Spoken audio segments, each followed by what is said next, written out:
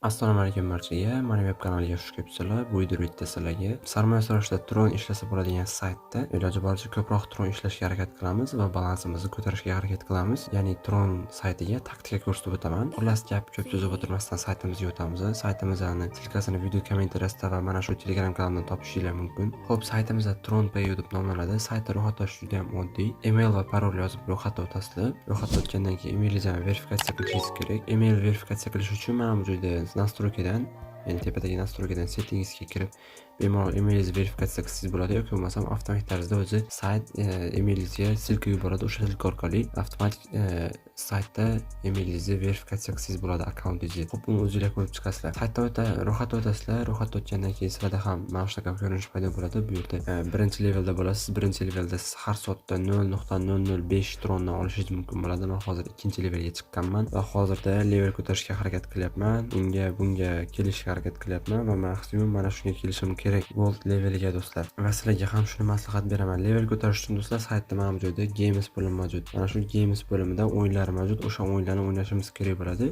Va eng qiziq joyi, o'sha o'yinlarni o'ynab biza mana bu tepadagi balansni ko'tarishimiz ham mumkin. Har xil taktikalar ishlatib, hozirgi videoda mana shu balansni iloji boricha 5 tron qilishga harakat qilaman. Xo'p, videoni o'tkazmasdan oxirigacha ko'rasizlar va taktikalarni ham video davomida ko'rsatib o'taman. Xo'p, buni olib olamiz, ya'ni ustiga bosamiz va kapchani to'g'ri bajarib, ya'ni bu yerda eng kamini so'ragan, mana shu rasmning ichida eng kamini belgilangan. Mana bittasini tanlaymiz, mana claim bosildi. Hisobimizda ko'rishimiz mumkin, yarim tron mavjud, 0.5 tron.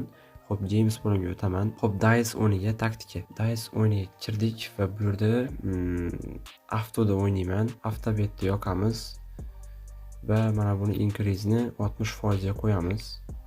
Misol 60% ga qo'yaman va mana bu joyga profitga hech nima qo'ymaymiz, lossga do'stlar, ya'ni yutqizish, bu yerga yutkizishga iloji boricha mana bunaqa summa qo'yib qo'ysanglar, ya'ni har kim o'zining balansidan kelib chiqib, menda 0.5 tron bo'lgani uchun 0.1 qo'yib qo'ydim. Чтобы biza 0.1 tron minusga kirsak, сразу o'yin to'xtaydi. Xullas shunaqa qilib yozib qo'yasizlar. Mana hammasi qo'yildi. Mana bu joyga Vincents'ni 34% qilamiz. Xo'p, mana 34% yozdim. Ya'ni 34% yozsak nima bo'ladi bu yerda? Mana bu Vincents'imiz, ya'ni yutishimiz mana shu joyda 34%, ya'ni kamayadi. Lekin biza boyagi joyda riskni 60%, ya'ni profit ko'tarishga qo'ydik 60%. Mana bu joyda hozir buni chizib ko'rsatdik. Mana 60% deb yozib qo'yganman. Increase by 60%, ya'ni har bitta yutkazganda bizani tikkan pulimizni 60% ga ko'paytiradi. Xo'p, bunga kirish uchun mana bu joydan kirsanglar bo'ladi, avtoni yoqasizlar. Vincents'ni 34% qildik va bizani yashil tomon mana kichraydi. Mana bu qizil, bu yutqizish tomoni do'stlar. Xo'p, mana hammasini tayyor qildik va men har kim o'zini balansidan kelib chiqib qo'yadi. Menda juda ham kam bo'lganligi uchun buni mana 2x, mana shu 200 trondan qo'yaman va startni bosamiz. Bu yerda mana ko'rishimiz mumkin, mana bu joyda profit yozib turadi. Qanchalik plyusga chiqamiz yoki minusga kiramiz, hammasini mana shu joyda yozib boradi do'stlar. Biroz o'ynaymiz, biroz kattaroq plyusga chiqqanda sirazi to'xtatamiz o'yinni. Xo'p, men to'xtatdim. Nimaga? Bu juda ham kamdan beradi. O'shaning uchun buni biroz ko'proqdan qo'yamiz. Misol 800 dan qo'yaman minimal summani va endi bu yerda yana startni bosaman. Endi ko'proq foyda bo'lishi kerak. Xo'p, mana har bitta foydaga chiqqanda stopni bosib turamiz. Bizning hisobimiz shunga yarasha ko'payib boradi.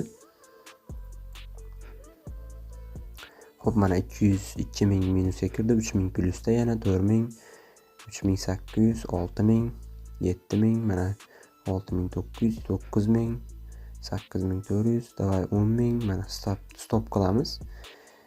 Foydaga kirganda to'xtatib yuboramiz. Xullas, mana shunaqa qilib yana qaytadan o'ynab boraveramiz. Xo'p, yana stop qildim va mana bu joyda e'tibor beringlar. Mana bu narsa ko'payib ketdi. Endi buni yana boshlang'ich summaga qaytaramiz. Har kim xohlaganidan qo'yadi. Men 800 dan qo'yaman. Bu narsa juda ham ko'payib ketsa, siz birdaniga minusga ketib qolasiz. O'shaning uchun buni bir xil summada o'ynashga maslahat beraman.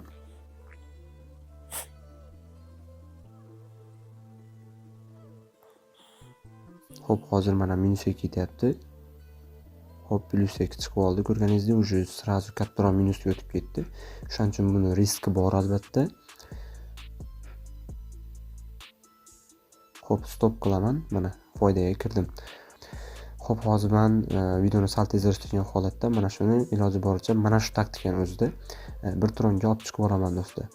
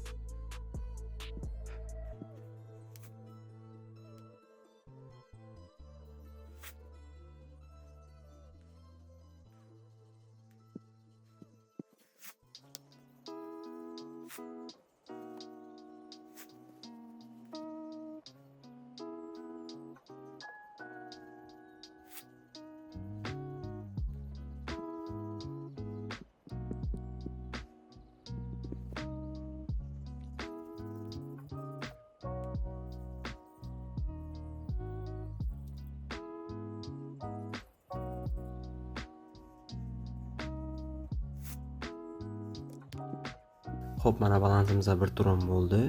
Va oxirgi marta yana bitta o'ynab qo'yaman. Start qilaman. Xo'p, mana plyusga chiqib oldi yana biroz. Xo'p, endi Games bo'limga o'tamiz.